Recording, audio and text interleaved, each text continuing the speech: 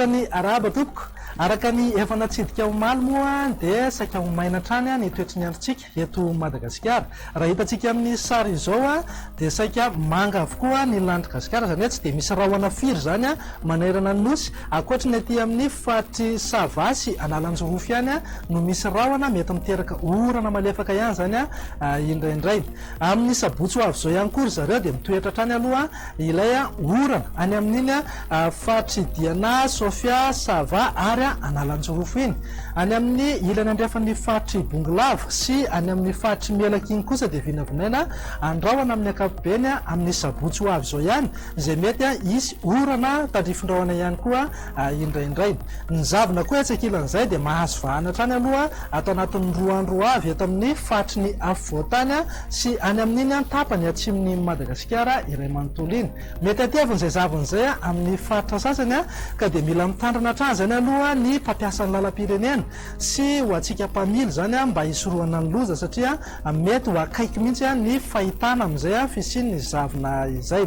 Ny maripana kosa atsakilan'izay dia ahitana fiakarany hatrany aloha zany raha ho atao anatin'ny 3 andro ho avy, mety hananika hatrany amin'ny 420 degré celsius mihitsy ary amin'ny sabotsy ho avy izao. Andao ro jerentsika amin'ny Antsipria no mety ho tetry ny andro ho amin'ny rapitso maraina. Andripindripika aloha ny andro any amin'ny manodidina ny Antalasy maro antsehatriny. Ny faritra sisa rehetra kosa dia vinavinaina ho maina trany aorian'ny zavona vao maraina eto amin'ny faritry ny afovoantany sy any amin'iny tapany atsimo iny.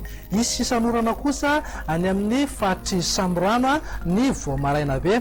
Fa raha ho an'ny tolakandro kosa indray dia saika ho maina avokoa aloha manerana ny nosy, fa any amin'ny manodidina ny Samborano iny ihany no vinavinaina isy orana tandrifindrahoana indraindray. Mety kely zay orana zay amin'ny ankapobeny. Raha ny maripana voatombotombana zao ho an'ny rapitso maraina tsy dia misy fiovana firy aloha fa eo amin'ny 4 ka hatramin'ny 10 degré celsius eo ihany ny eto amin'ny faritry ny afovoantany. Any amin'ny morontsiraka sy reraka voaparitany moa dia manodidina amin'ny 5 ka hatramin'ny 2 na 2 degré celsius eo eo. Fa raha ho an'ny tolakandro kosa indray dia nahitana fiakarany kely aloha ny maripana ambony indrindra raha noharina tamin'ny omaly sy androany eo amin'ny 5 na 20 degré zao ny eto amin'ny faritry ny afovoantany.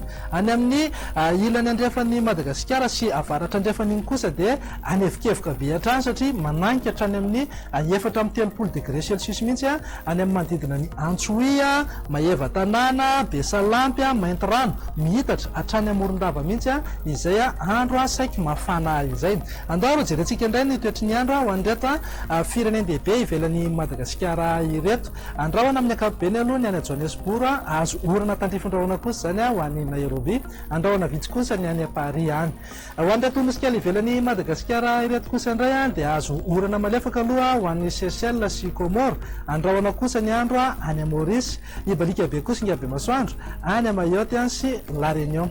Dia izay indray raha mivinany toetry ny androntsika ho amin'ny rapitso tompoko lahy sy tompoko vavy. Mamy fotoana andray ny tenako ho amin'ny rapitso Zoma. Veloma tompoko.